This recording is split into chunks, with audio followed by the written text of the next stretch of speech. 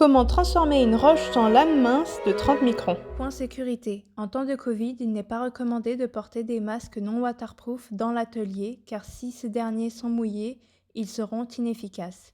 Portez vos gants, vos lunettes, votre casque ainsi que votre blouse avant de commencer à travailler. Cette première étape de coupe, appelée aussi débitage ou sciage, consiste à utiliser une scie de débitage pour couper des tranches de roche d'environ 1 ou 2 cm d'épaisseur. Les tranches sont appelées talons et les parallépipèdes, donc forme rectangulaire, sont appelés sucres. Le disque de la scie a une couronne qui est diamantée. C'est pour ça qu'on porte des lunettes pour se protéger des protections. Et le disque diamanté ne coupera pas de matériaux mous, donc il n'y a pas de risque de blessure au niveau de la peau. Pour faire fonctionner la scie, il faut d'abord ouvrir la conduite d'eau. Et t'as l'eau qui coule là-bas. Le bloc de roche doit être stable pour ne pas bloquer le disque et mettre à mal le moteur de la scie.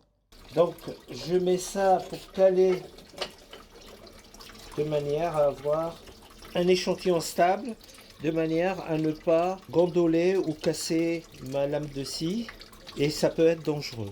Donc je mets en route. Mettre en marche la scie avec le bouton vert. Pour commencer la coupe, il faut avancer le plateau et on veillera que l'avance soit progressive et non agressive. La qualité des surfaces de coupe sera d'autant plus satisfaisante.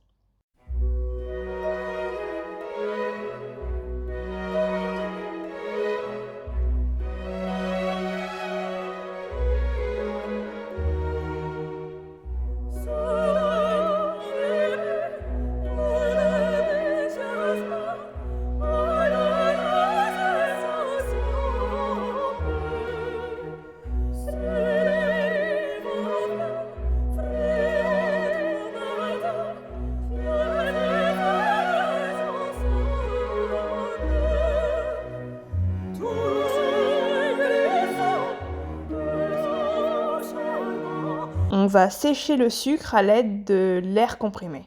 Tout de suite après la coupe, il faut reporter le numéro de l'échantillon sur le sucre avec un marqueur indélébile ou à peinture.